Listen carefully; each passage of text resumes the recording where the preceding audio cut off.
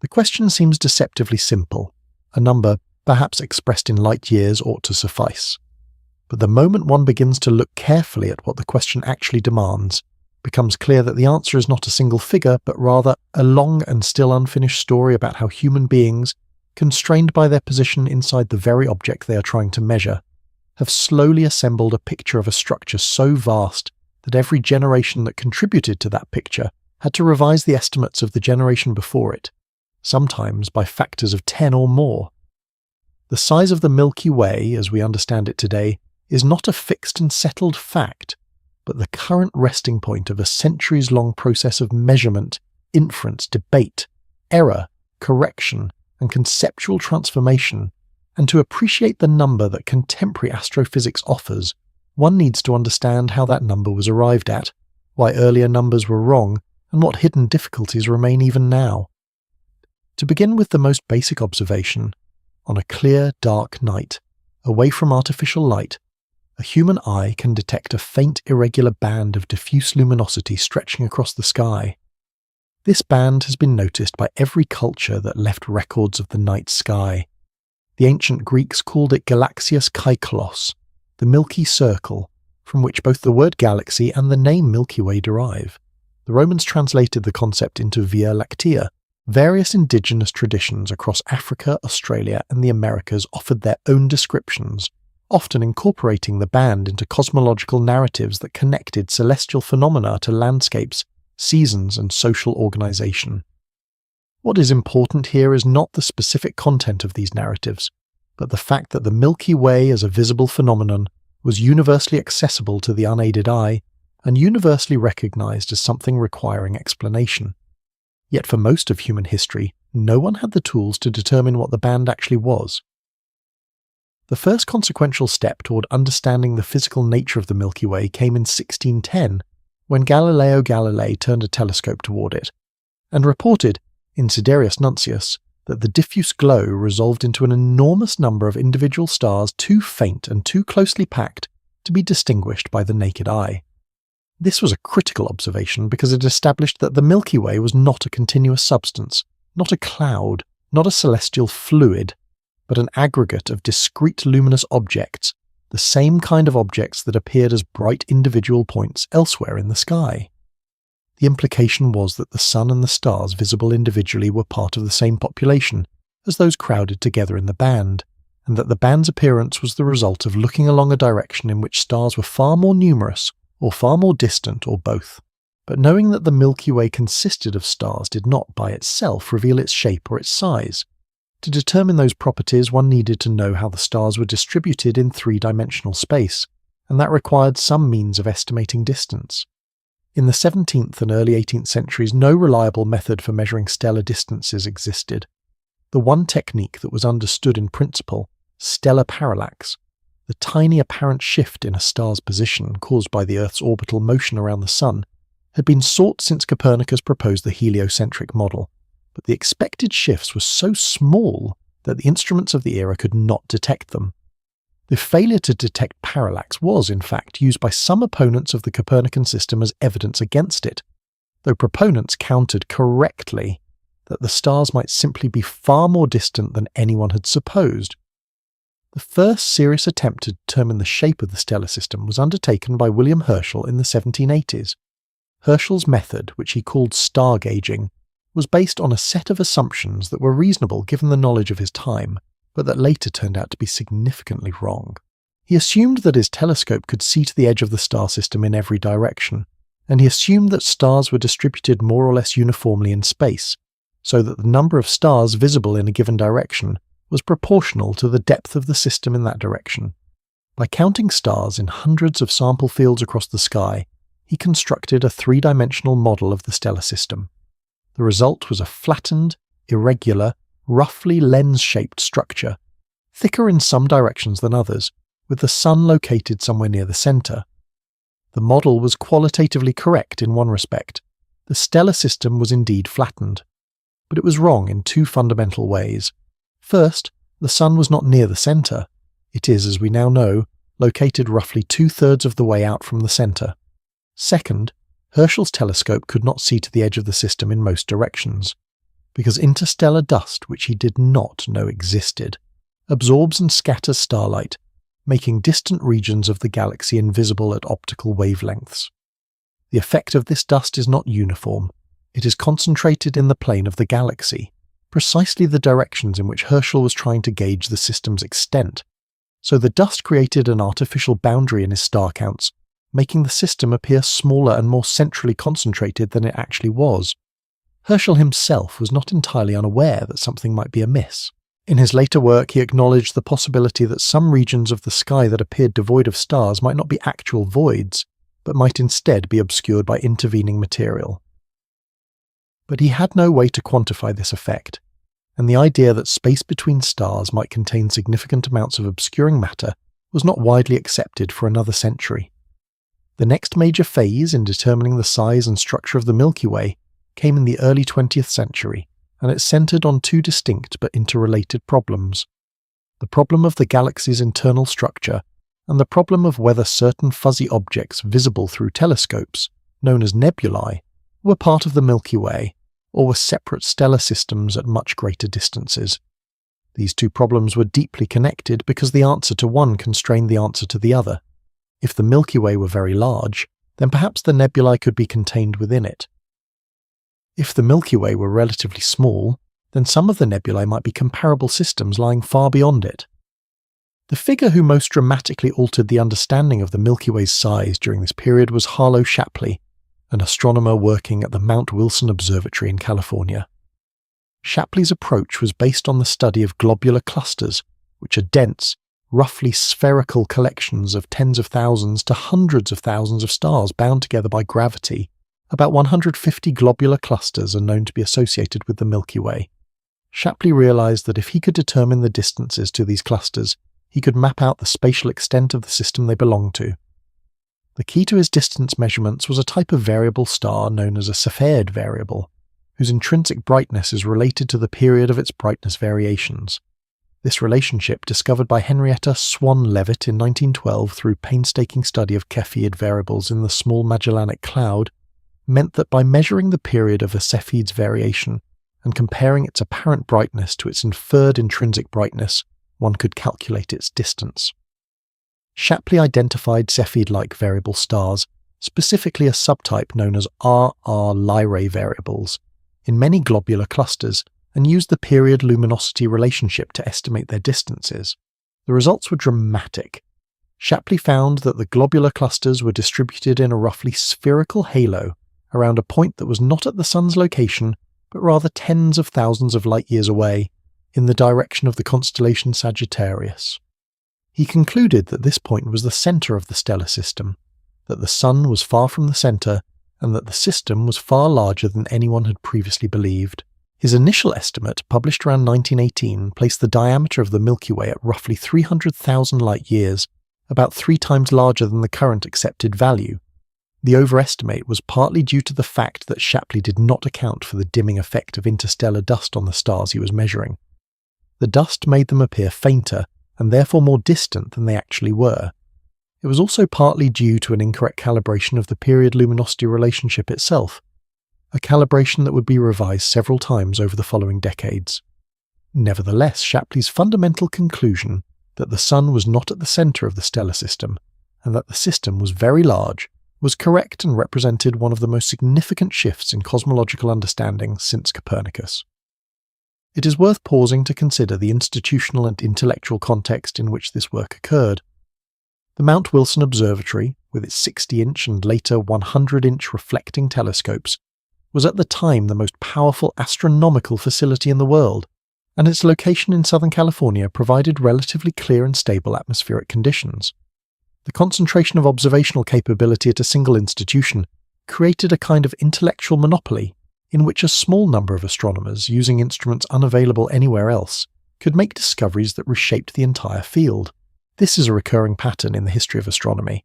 Advances in understanding have often been driven not by theoretical insight alone, but by access to new instrumentation, and the geography and economics of telescope construction have therefore played a surprisingly direct role in shaping cosmological knowledge.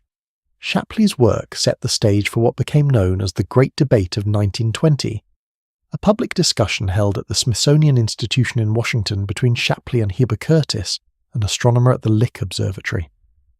The debate concerned the nature of the so-called spiral nebulae, objects such as the Andromeda Nebula that appeared in telescopes as faint, fuzzy patches with spiral structure. Curtis argued that these objects were independent galaxies, vast stellar systems comparable in size to the Milky Way but located at enormous distances. Shapley argued that they were relatively small, nearby objects, perhaps gas clouds or minor features within a single, very large Milky Way. The irony of the debate is that both participants were partly right and partly wrong. Shapley was correct that the Milky Way was much larger than Curtis believed, but he was wrong about the nature of the spiral nebulae. Curtis was correct that the spiral nebulae were independent galaxies, but his estimate of the Milky Way's size was too small. The resolution came in 1924 and 1925 when Edwin Hubble, also working at Mount Wilson, used the 100-inch telescope to resolve individual Cepheid variable stars in the Andromeda Nebula, and, using the period luminosity relationship, showed that Andromeda was far too distant to be part of the Milky Way. The Milky Way was revealed to be one galaxy among many, perhaps among billions, a conclusion that expanded the known universe by orders of magnitude and permanently altered the conceptual framework within which all subsequent astronomical work would take place. The determination of the Milky Way's size continued to be refined throughout the 20th century, and each refinement depended on improved understanding of the systematic errors that had plagued earlier measurements.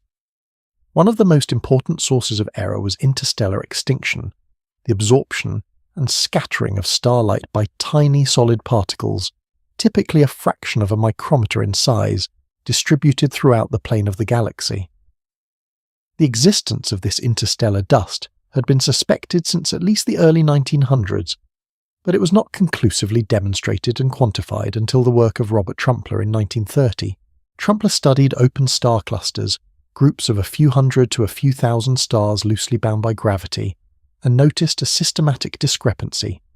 Clusters that were more distant, as judged by their apparent angular size, appeared fainter than expected compared to nearer clusters of similar type.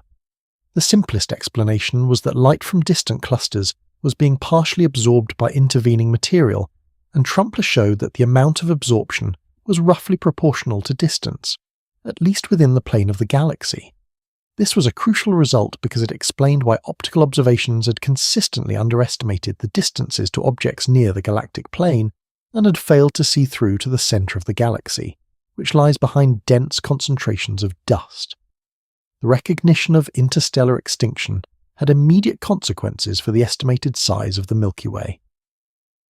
Shapley's earlier figure of 300,000 light-years, already seen as somewhat large, was revised downward as corrections for dust absorption were applied to the distances of globular clusters and other distance indicators. By the middle of the 20th century, the generally accepted diameter was in the range of 100,000 light-years, a figure that has remained roughly stable, with further refinements up to the present day. But roughly stable does not mean fixed. The precise number depends on how one defines the edge of the galaxy, and this turns out to be a surprisingly difficult problem that touches on questions of dark matter, stellar halos, and the way galaxies interact with their surroundings. The disk of the Milky Way, the flattened structure that contains most of the galaxy's stars, gas, and dust, and that produces the band of light visible on a dark night, has a diameter of roughly 100,000 light-years in the estimates that prevailed through much of the late 20th century. But in the early 21st century, several lines of evidence have suggested that this figure may need to be revised upward.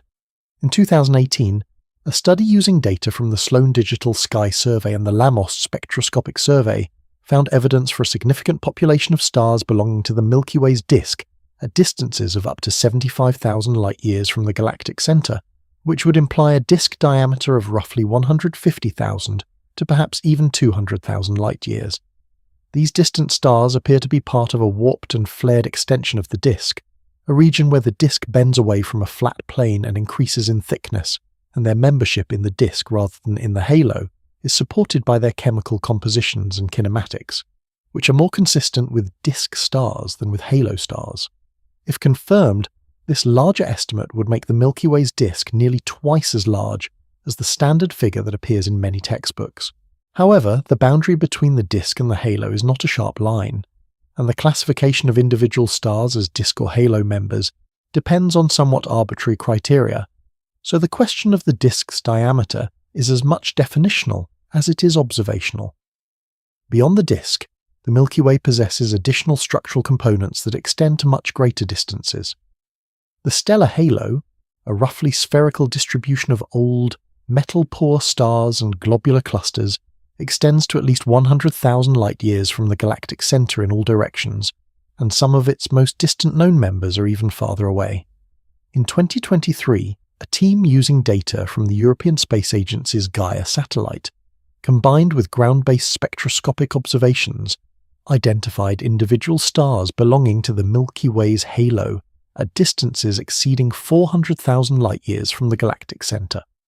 If one were to draw a boundary around all the stars gravitationally bound to the Milky Way, the resulting sphere would have a diameter approaching or exceeding 1 million light-years.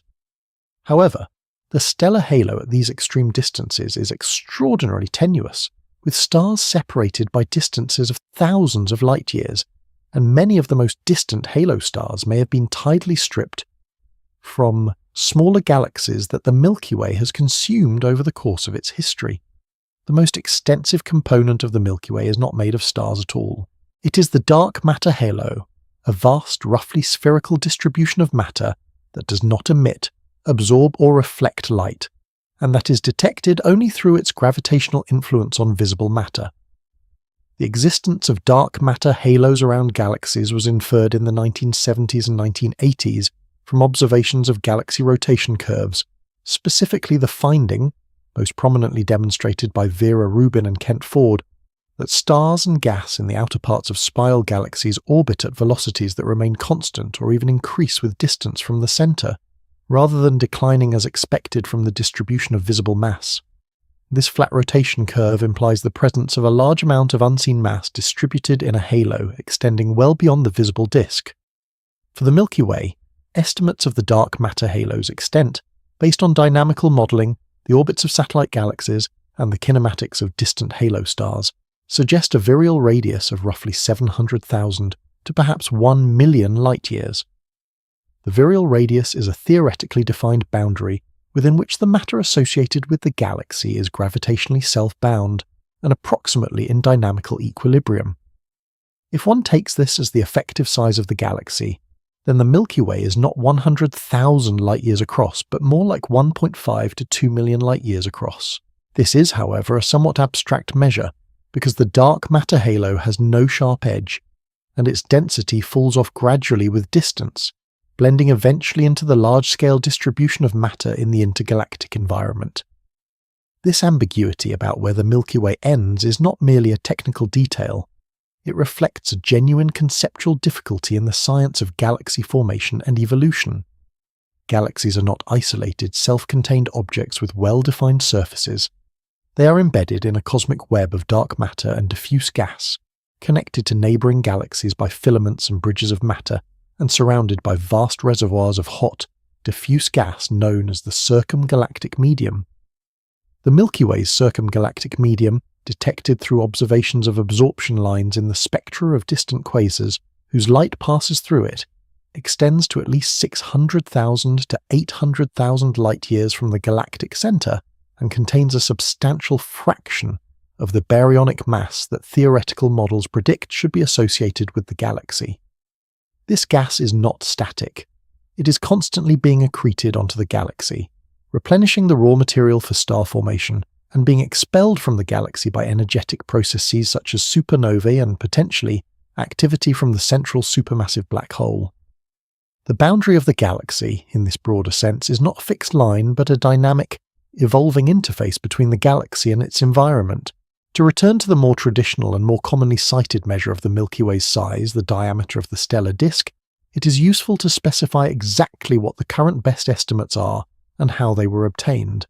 The European Space Agency's Gaia mission, launched in 2013 and still operating as of the early 2020s, has provided the most precise and comprehensive catalogue of stellar positions, distances and motions ever assembled for the Milky Way.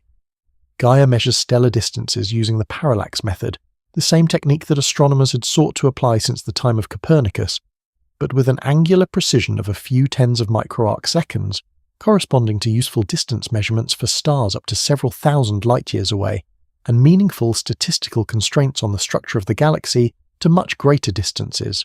The Gaia data, combined with photometric and spectroscopic surveys from ground-based telescopes, have enabled detailed mapping of the distribution of stars of different types, ages, and chemical compositions across the galaxy.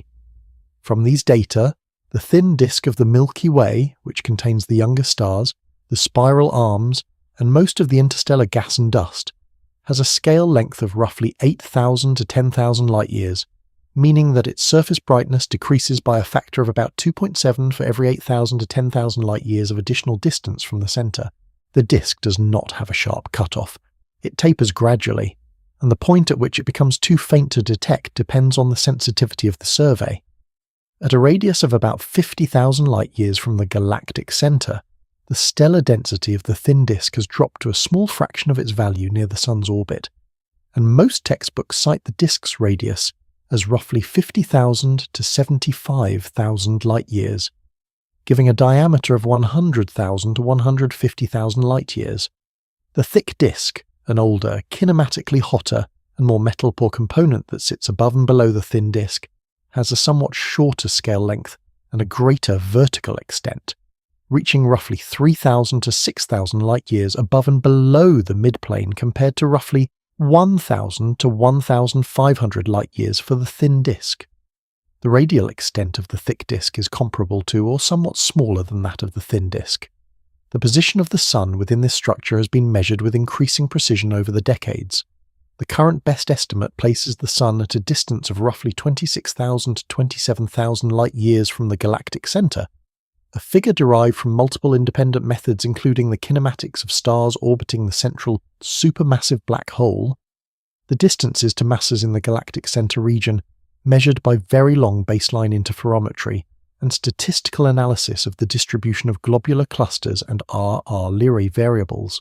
The Sun orbits the galactic centre at a velocity of approximately 220 to 240 km per second, completing one orbit in roughly 225 to 250 million years, a period sometimes called a galactic year. The Sun has completed approximately 18 to 20 orbits since it formed about 4.6 billion years ago. The Milky Way's structure is not merely a disk and a halo. It possesses a central bar, a triaxial concentration of stars extending roughly 10,000 to 15,000 light-years from the centre, oriented at an angle of roughly 25 to 30 degrees to the line of sight from the Sun to the galactic centre. The existence of this bar was suspected from the 1990s onward, based on asymmetries in the distribution of infrared light from the inner galaxy, and in the kinematics of stars and gas near the centre, and it has been confirmed and refined by subsequent infrared surveys and by Gaia data. The bar's presence means that the Milky Way is not a simple spiral galaxy, but a barred spiral, a classification that applies to roughly 2/3 of all spiral galaxies in the nearby universe. The bar is a dynamically important feature. It drives the formation of certain spiral arm structures, influences the flow of gas toward the centre, and creates resonances in the orbits of stars throughout the inner galaxy. The spiral arms themselves, the most visually striking feature of galaxies of this type, when viewed from outside, are perhaps the aspect of the Milky Way structure that is most difficult to determine from our position within the disk. Because we are embedded in the plane of the galaxy, mapping the spiral arms requires measuring the distances to large numbers of young stars, star-forming regions, and clouds of gas distributed across the galactic plane, and distinguishing genuine spiral structures from line-of-sight projections. The picture that has emerged from radio observations of hydrogen and carbon monoxide emission, from parallax measurements of masers associated with star-forming regions, and from Gaia data on the positions and motions of young stars, is that the Milky Way has 4 major spiral arms, typically identified as the Perseus arm, the Sagittarius Carina arm, the Scutum Centaurus arm, and the Norma arm, along with several shorter arm segments or spurs, including the Orion spur or local arm in which the Sun is located.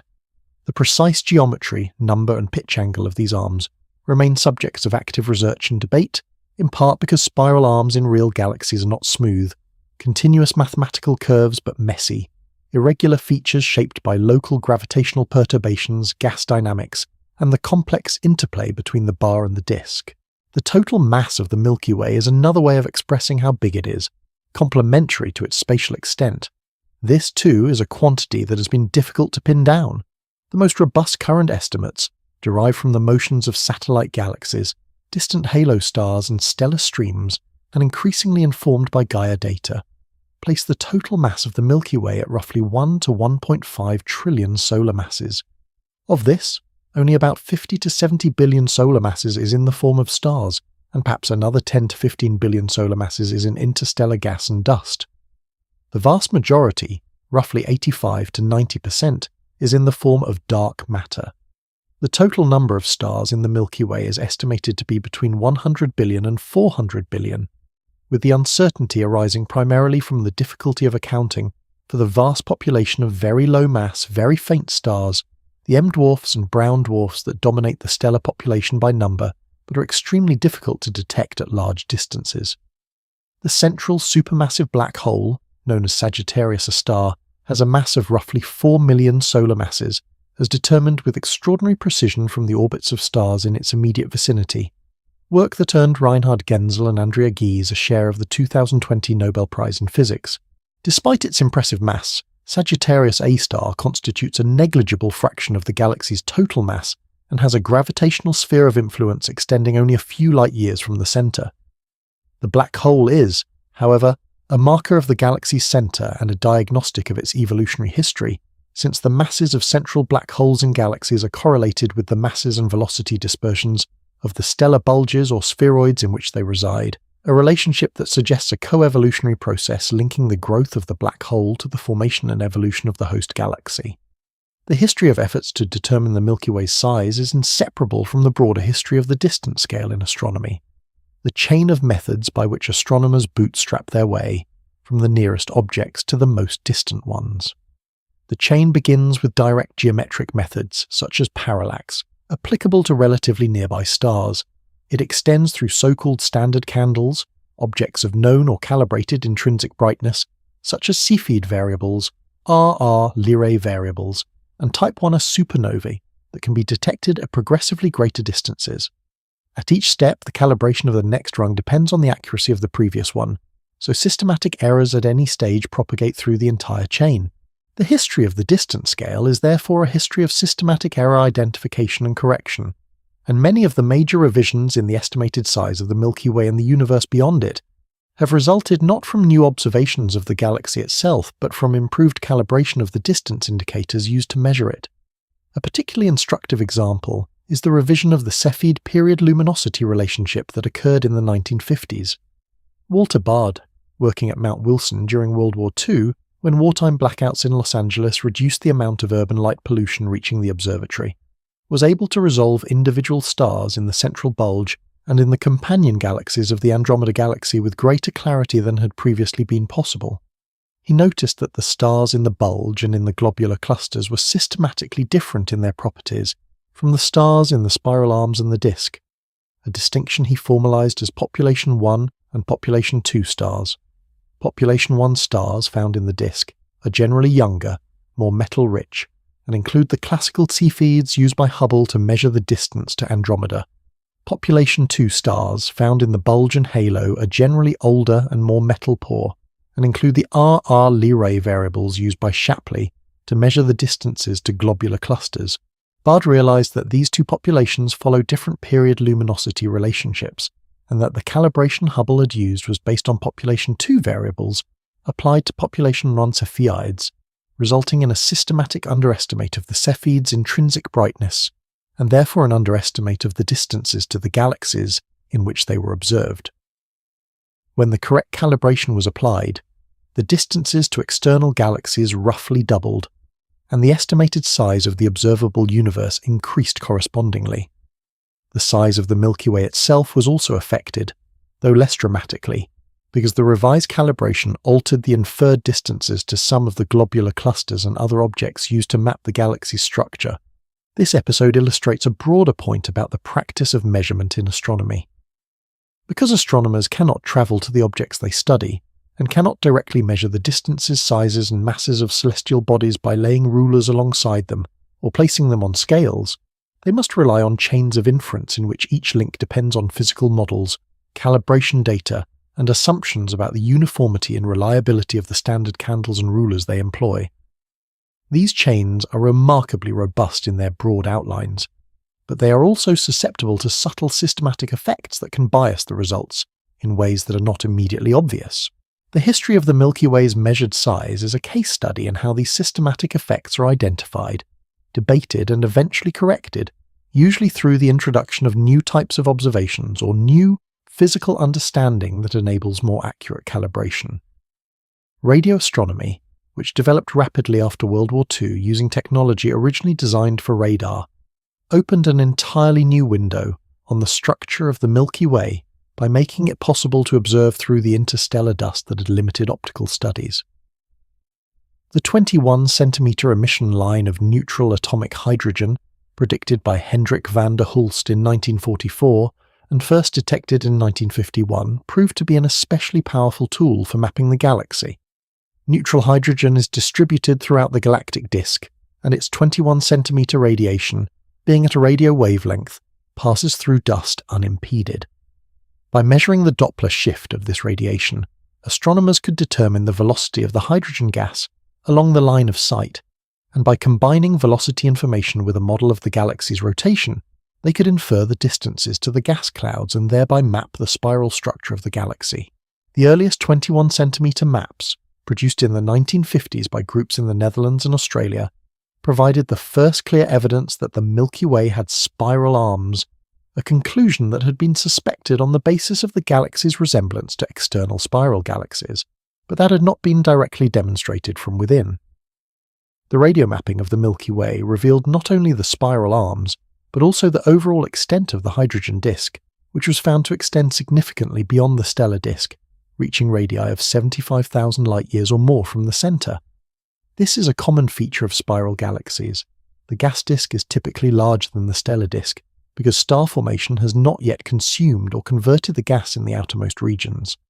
The outer hydrogen disk of the Milky Way is also notably warped, bending above and below the plane defined by the inner disk, a feature that may be caused by gravitational interactions with the Magellanic Clouds or by the accretion of intergalactic gas with misaligned angular momentum. The development of infrared astronomy, initially from the ground using detectors sensitive to wavelengths of a few micrometers, and later from space using satellites such as IRIS, launched 1983, COBE 1989, 2MASS, observations completed 2001, Spitzer 2003, and WISE 2009, provided yet another perspective on the galaxy's structure. Infrared light penetrates interstellar dust much more effectively than visible light, and the old red giant stars that dominate the stellar mass of the galaxy emit much of their light in the near-infrared. Surveys at infrared wavelengths therefore reveal the overall distribution of stellar mass in the galaxy, including the central bar and the bulge, with much less contamination from dust than optical surveys. The 2MASS survey, which mapped the entire sky in 3 near-infrared bands, produced some of the most widely used images and models of the Milky Way's stellar mass distribution, and its data have been incorporated into essentially all subsequent models of the galaxy's structure. One of the persistent challenges in determining the size of the Milky Way has been the difficulty of measuring distances within the galaxy with sufficient accuracy. Until the Gaia mission, the parallax-based distances of even moderately distant stars were subject to large uncertainties, and the distances to objects in the inner galaxy or on the far side of the galaxy were essentially inaccessible to parallax measurements. Alternative distance estimation methods such as spectroscopic parallax, estimating a star's intrinsic brightness from its spectral type and comparing it to its apparent brightness, kinematic distances, deriving distance from Doppler velocity using a model of galactic rotation, and various standard candle techniques, each carry their own systematic uncertainties and model dependencies. The Gaia mission has dramatically improved the situation for the nearest portions of the galaxy, providing parallax measurements with precisions of a few % for stars within a few thousand light-years, and useful constraints on stellar populations to much greater distances through a combination of parallax and proper motion data. But even Gaia cannot provide precise parallaxes for the most distant parts of the Milky Way, and the global structure of the galaxy still depends in part on indirect methods. Very long baseline interferometry, or VLBI, a technique in which radio telescopes separated by thousands of kilometers are combined to achieve extremely high angular resolution, has provided some of the most precise distance measurements to individual objects within the Milky Way. The Bessel survey, which targeted masers, naturally occurring sources of coherent microwave emission associated with massive star-forming regions, has measured parallaxes and proper motions for masers throughout the galaxy with precisions of a few tens of microarc seconds, corresponding to distance uncertainties of a few percent for objects as far away as the opposite side of the galaxy. These measurements have been used to refine the geometry of the spiral arms, to determine the distance from the Sun to the galactic center, and to measure the rotation curve of the galaxy with unprecedented accuracy. The results confirm a disk radius of at least 50,000 light-years and suggest that the spiral structure extends to radii of at least 60,000 to 75,000 light-years, consistent with the larger estimates of the disk's extent. The question of the Milky Way's size has an additional dimension that is rarely discussed in popular treatments, but that is essential for a full understanding. The galaxy's size is not constant over time. Galaxies grow through a combination of internal processes, such as the conversion of gas into stars and the dynamical redistribution of stellar orbits, and external processes, such as the accretion of gas from the intergalactic medium and the merging of smaller galaxies. The Milky Way's current size and structure are the product of roughly 13 billion years of evolution, beginning with the gravitational collapse of a primordial overdensity of matter in the early universe, and continuing through a sequence of mergers, accretion events, and internal dynamical processes that have shaped the disk, bulge, bar, and halo into their present configurations. Evidence for the Milky Way's merger history is inscribed in the structure and kinematics of its stellar halo. The Gaia mission has revealed that the stellar halo is not a smooth, featureless distribution, but is instead full of substructure, streams, shells, and debris clouds that are the remnants of smaller galaxies torn apart by the Milky Way's tidal field. The most prominent of these debris structures, discovered using Gaia data and reported in 2018, is a massive component known as the Gaia Enceladus, or Gaia sausage structure, the remains of a dwarf galaxy that merged with the Milky Way roughly 8 to 11 billion years ago. This merger is thought to have been a significant event in the Milky Way's history, contributing a substantial fraction of the stars in the inner halo and possibly puffing up the Milky Way's pre-existing disk into the thick disk component that is observed today.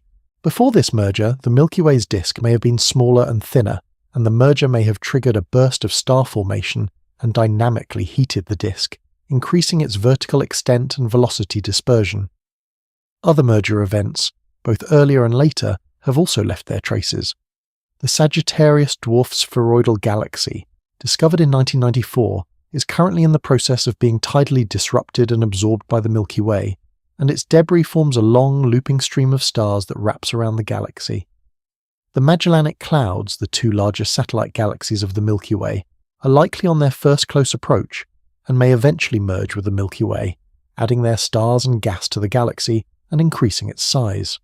Simulations of the Milky Way's future evolution, constrained by current data on the masses and orbits of its satellites and by the known trajectory of the Andromeda Galaxy, suggest that the Milky Way and Andromeda will merge in roughly 4 to 5 billion years, forming a much larger elliptical or lenticular galaxy that is sometimes informally called Milkomeda or Milkdromeda. This merger will dramatically change the size, shape, and structure of the resulting galaxy, likely disrupting the disk structures of both galaxies and forming a much more extended and amorphous stellar distribution. The Milky Way's dark matter halo, as mentioned earlier, extends to a virial radius of roughly 700,000 to 1 million light-years, but this boundary is not physically meaningful in the same way that the surface of a planet is. The dark matter density decreases smoothly with distance from the center, following a profile that is reasonably well described by a mathematical function known as the Navarro-Frank-White profile, named after the cosmologists who first identified this form in numerical simulations of dark matter halo formation. The profile has a characteristic scale radius, typically around 60,000 to 70,000 light-years, for a halo of the Milky Way's mass, inside of which the density drops roughly as the inverse of the distance from the center, and outside of which it drops more steeply, roughly as the inverse cube of the distance. The virial radius is defined as the radius within which the mean density equals some specified multiple, usually around 200, of the critical density of the universe, a definition rooted in the theory of gravitational collapse rather than in any observable boundary. Beyond the virial radius, the dark matter associated with the Milky Way blends into the large-scale distribution of dark matter in the local universe, and the distinction between the galaxy's halo and the surrounding cosmic web becomes increasingly arbitrary. The total mass within the virial radius, combining dark matter, stars, gas, and other forms of matter, is the quantity usually cited as the mass of the Milky Way, and as noted earlier, current estimates place it at roughly 1 to 1.5 trillion solar masses. This figure has been refined over the past 2 decades using a variety of independent methods. The motions of the most distant satellite galaxies and stellar streams provide constraints on the enclosed mass at large radii.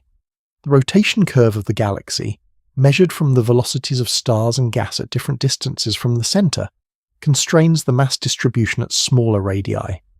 The timing argument, which uses the relative velocity and separation of the Milky Way and Andromeda to infer their combined mass under the assumption that they have been decelerating since the Big Bang, provides a constraint on the sum of their masses, and cosmological simulations calibrated against observations of galaxy clustering and gravitational lensing provide theoretical expectations for the relationship between a galaxy's observable properties and its total halo mass. These methods do not always agree in detail, and the remaining uncertainties reflect both observational limitations and theoretical model dependencies. The question of the Milky Way's size can also be approached from a comparative perspective, by asking how the Milky Way compares to other galaxies. In the local universe, the Milky Way is a moderately large spiral galaxy. It is not among the largest spirals known, some of which have disk diameters exceeding 300,000 light-years and total masses several times that of the Milky Way, but it is considerably larger than the majority of galaxies, which are dwarf galaxies with masses 1,000 to 1,000,000 times smaller. The Milky Way is the second largest galaxy in the local group, the gravitationally bound collection of roughly 80 known galaxies that includes Andromeda, the Triangulum Galaxy, and numerous dwarf galaxies. Andromeda, also known as M31, has a similar or somewhat larger disk diameter and a comparable total mass, though the precise mass comparison between the two has been a matter of ongoing research and has shifted over the years as measurements have improved. For much of the late 20th century, Andromeda was thought to be significantly more massive than the Milky Way, but more recent measurements, particularly those incorporating Gaia data on the Milky Way's mass and Hubble Space Telescope data on the motions of stars and galaxies in the local group, have narrowed the gap, and some analyses now suggest that the two galaxies may be comparable in mass, or that the Milky Way might even be slightly more massive. The size of the Milky Way's disk, as measured in units of the scale length, is consistent with the overall scaling relations observed for spiral galaxies, which show a correlation between disk scale length and total luminosity or mass. More luminous and more massive spirals tend to have larger disks, a relationship that reflects the physics of angular momentum conservation during galaxy formation. More massive halos tend to have larger angular momenta, and the disks that form within them inherit this angular momentum and settle into configurations with correspondingly larger radii. The Milky Way falls on these scaling relations approximately as expected for a galaxy of its mass and luminosity, meaning that its size is not anomalous, but is a natural consequence of the physical processes that governed its formation. The vertical structure of the Milky Way's disk, its thickness as opposed to its radial extent, is another aspect of its size that is often overlooked, but that contains important information about the galaxy's formation history. The thin disk, with a scale height of roughly 1,000 to 1,500 light-years, contains most of the galaxy's young stars and actively star-forming gas. The thick disk, with a scale height of roughly 3,000 to 6,000 light-years, contains predominantly old stars with lower metallicities and higher velocity dispersions. The existence of two distinct disk components, first clearly identified in external edge-on galaxies in the 1980s, and subsequently established for the Milky Way through stellar surveys, is thought to reflect two phases of disk formation. The thick disk may have formed earlier, either through the settling of gas in a more turbulent early phase, or through the dynamical heating of a pre-existing thin disk by the Gaia-Enceladus merger, or by other accretion events. The thin disk then formed more recently from gas that had cooled and settled into a thinner layer and has continued to form stars up to the present day.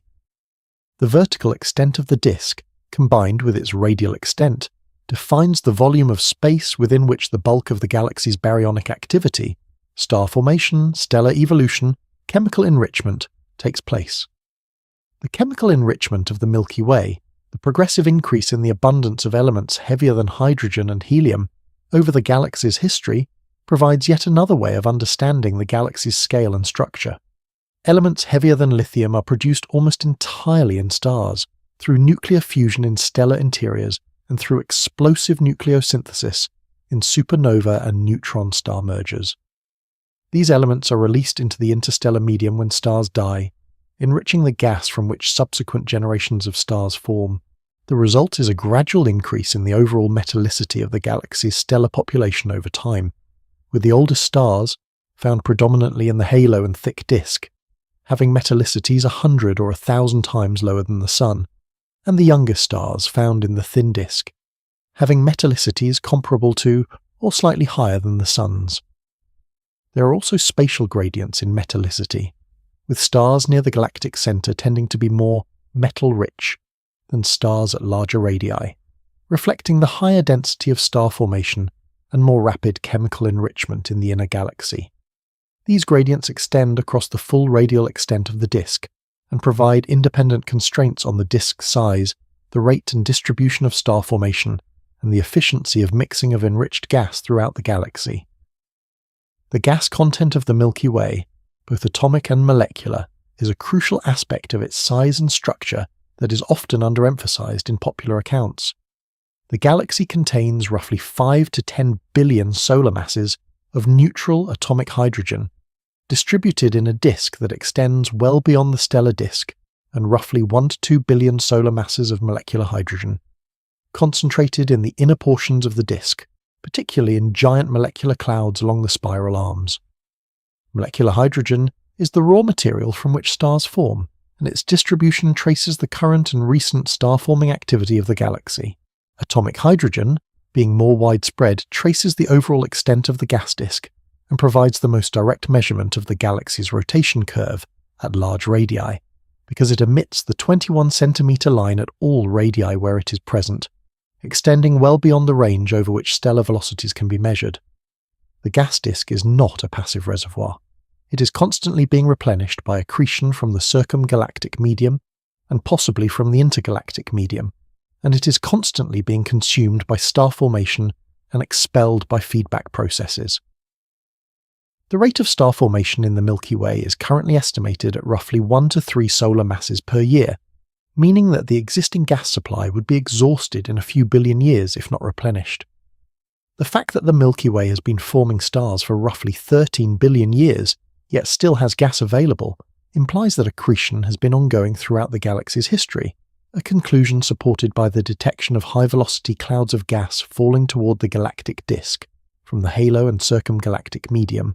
There is also a substantial amount of ionized gas associated with the Milky Way, both in the form of hot diffuse plasma filling much of the volume of the halo, and in the form of ionized hydrogen regions, or HII regions, surrounding massive young stars in the disk.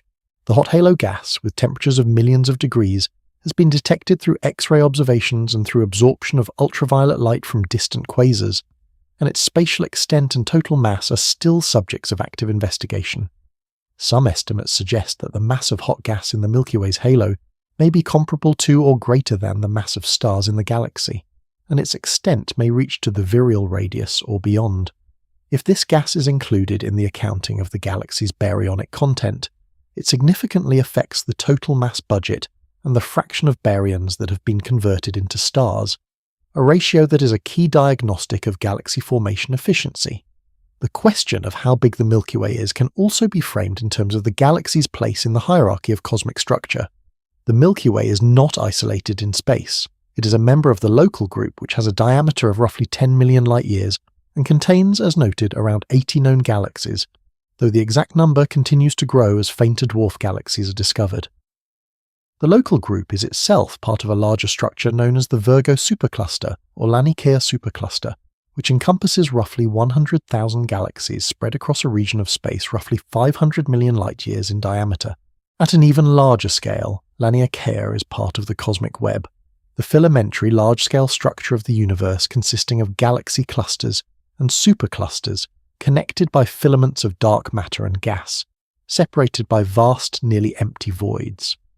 In this context, the Milky Way, for all its immensity at the human scale, is a tiny dot in a structure that spans the observable universe, which has a diameter of roughly 93 billion light-years.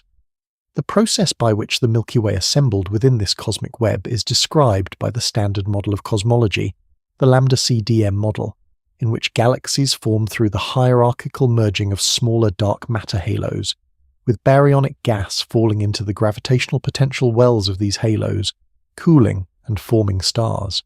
In this framework, the Milky Way's current size and mass are the result of the specific merger history and accretion history of its dark matter halo, which is itself a stochastic outcome of the initial conditions set by the pattern of density fluctuations in the early universe.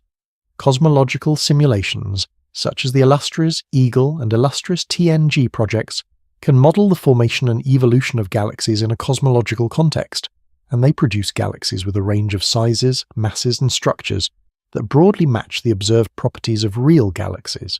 When these simulations are used to study galaxies with properties similar to the Milky Way, they find that such galaxies typically assemble their disks over the last 8 to 10 billion years, experience one or a few significant mergers during that time, and have halo masses in the range of 1 to 2 trillion solar masses, consistent with observational estimates. One aspect of the Milky Way's size that has received increasing attention in recent years is the extent of its system of satellite galaxies. As of the early 2020s, roughly 60 satellite galaxies of the Milky Way are known, ranging from the Magellanic Clouds, with masses of tens of billions of solar masses and rich stellar populations, down to ultra-faint dwarf galaxies with masses of only a few 100,000 solar masses and containing only a few thousand stars. The distribution of these satellites in space is not uniform. Many of them appear to lie in a roughly planar configuration, a feature known as the vast polar structure, which is oriented approximately perpendicular to the disk of the Milky Way and extends to distances of 800,000 light-years or more from the center. Whether this planar distribution is statistically significant and what it implies for the formation history of the Milky Way's satellite system are subjects of ongoing debate, because cosmological simulations do not routinely produce such strongly planar satellite configurations, leading some researchers to question aspects of the standard lambda-CDM model, and others to argue that the observed configuration is consistent with the expected statistical variation. The most distant known satellite galaxies of the Milky Way, such as Leo 1 and Leo 2, are located at distances of roughly 800,000 to 900,000 light-years from the galactic center. Whether these objects are truly bound to the Milky Way or are merely passing through is not always clear. The determination depends on their velocities relative to the Milky Way and on the total mass of the Milky Way, both of which have significant uncertainties. If the virial radius of the Milky Way's dark matter halo is roughly 700,000 to 1 million light-years, then some of these satellites are near or even slightly beyond this boundary, and their status as bound members of the Milky Way system is uncertain. The question of how many satellite galaxies the Milky Way has and how they are distributed is connected to one of the important open problems in galaxy formation theory, the so-called missing satellites problem. The lambda-CDM model predicts that a halo of the Milky Way's mass should contain far more dark matter subhalos than there are known satellite galaxies. Various solutions have been proposed, including the possibility that many of the predicted subhalos are too small to have formed any stars and are therefore invisible, or that baryonic processes such as cosmic reionization and supernova feedback suppressed star formation in the smallest halos, or that some of the predicted subhalos have been disrupted by tidal interactions with the Milky Way's disk. The ongoing discovery of new ultra-faint dwarf galaxies, enabled by deep survey data from the Dark Energy Survey, the Hypersuprime CAM survey, and other programs, continues to reduce the apparent discrepancy, though it has not yet been fully resolved. All of these considerations converge on a picture of the Milky Way as a large, complex, multi-component system, whose size cannot be captured by a single number without additional context and qualification.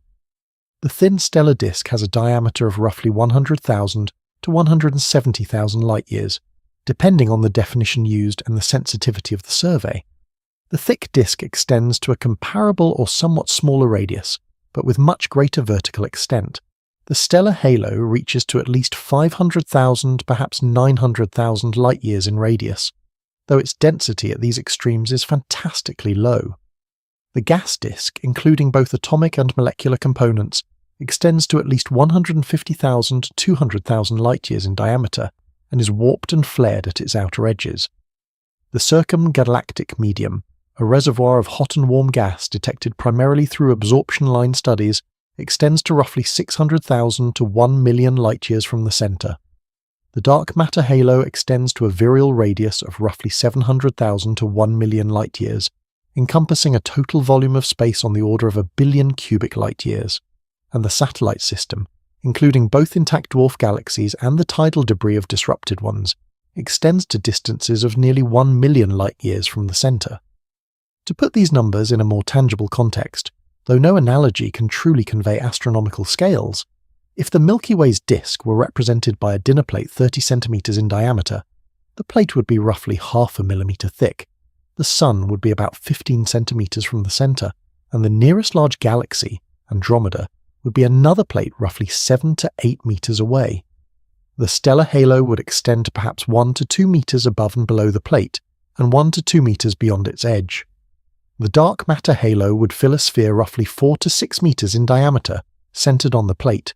These are crude proportions, but they convey the essential geometry. The disk is extremely thin relative to its diameter. The halo is much more extended than the disk, but much more diffuse, and the nearest comparable galaxy is far away even on this scale, but not absurdly so. The measurement of the Milky Way's size has been intertwined, at every stage, with the development of astronomical technology and technique. From Galileo's simple refractor to Herschel's hand-built reflectors, from the great refractors and photographic plates of the late 19th century to the electronic detectors and space telescopes of the late 20th and early 21st centuries, each major advance in instrumentation has expanded the known or measurable extent of the galaxy. The pattern is remarkably consistent. The galaxy has gotten larger with every generation of instruments, not because the galaxy itself is changing on human timescales, but because each new instrument has revealed structures and populations that were invisible to its predecessors. The dust that hid the center and the far side of the disk was penetrated by radio and infrared observations. The faint, distant halo stars that define the outer reaches of the stellar halo were revealed by deep, wide-field optical surveys. The dark matter halo was inferred from the kinematics of stars and satellites, enabled by precise spectroscopic and astrometric measurements. And the circumgalactic medium was detected through ultraviolet spectroscopy of background quasars, made possible by space-based observatories. Each of these advances required not only new technology, but also new theoretical frameworks for interpreting the data, and the interplay between observation and theory has been the driving force behind the progressive refinement of the galaxy's measured properties. Looking ahead, several upcoming and planned observational facilities are expected to further refine the picture of the Milky Way's size and structure.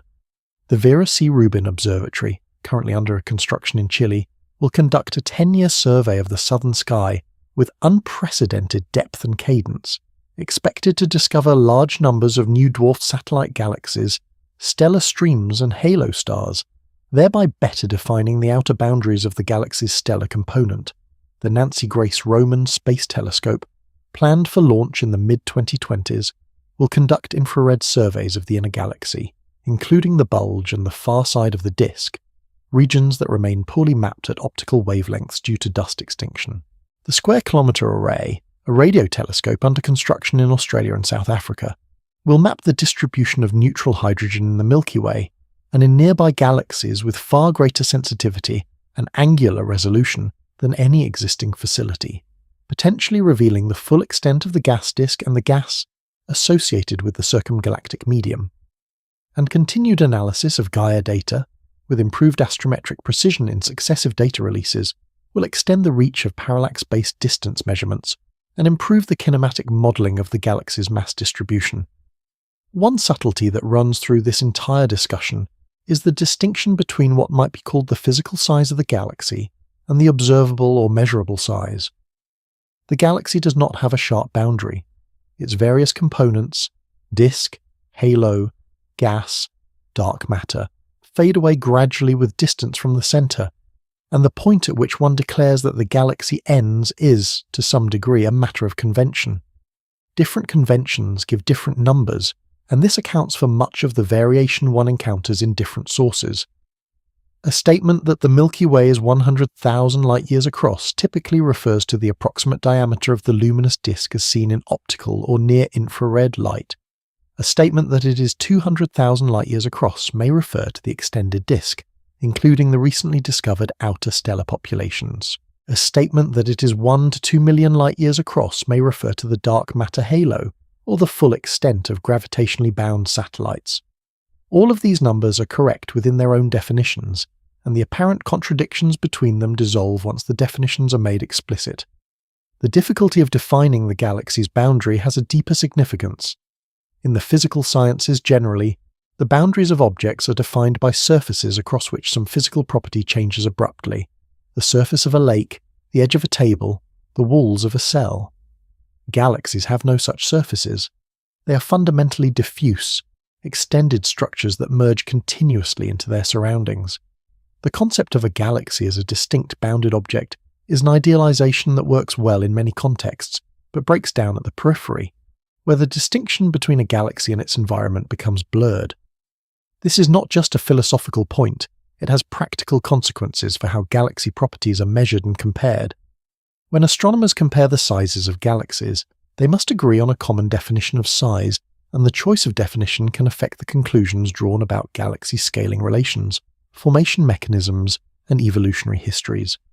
Despite these complications, the broad picture of the Milky Way's size is robust and can be summarized concisely, keeping in mind the caveats discussed above. The stellar disk has a diameter of roughly 100,000 to 170,000 light-years. The Sun is located about 26,000 to 27,000 light-years from the centre. The disk is roughly 2,000 to 6,000 light-years thick, depending on whether one considers the thin disk or the thick disk. The stellar halo extends to several 100,000 light-years from the centre.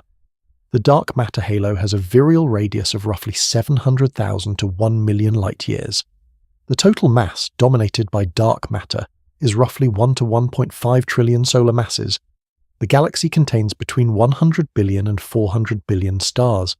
These figures represent the best current estimates from a convergence of observational methods and theoretical modelling, and they are subject to revision as new data become available. The story of how these numbers were determined is, in many ways, as important as the numbers themselves.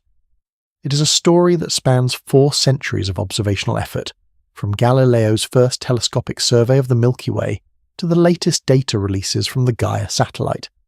It involves contributions from astronomers on every continent, using instruments ranging from small visual telescopes to vast radio arrays and space observatories. It is marked by fundamental conceptual breakthroughs, from the recognition that the Milky Way consists of stars to the discovery that it is one galaxy among billions, to the inference that most of its mass is invisible.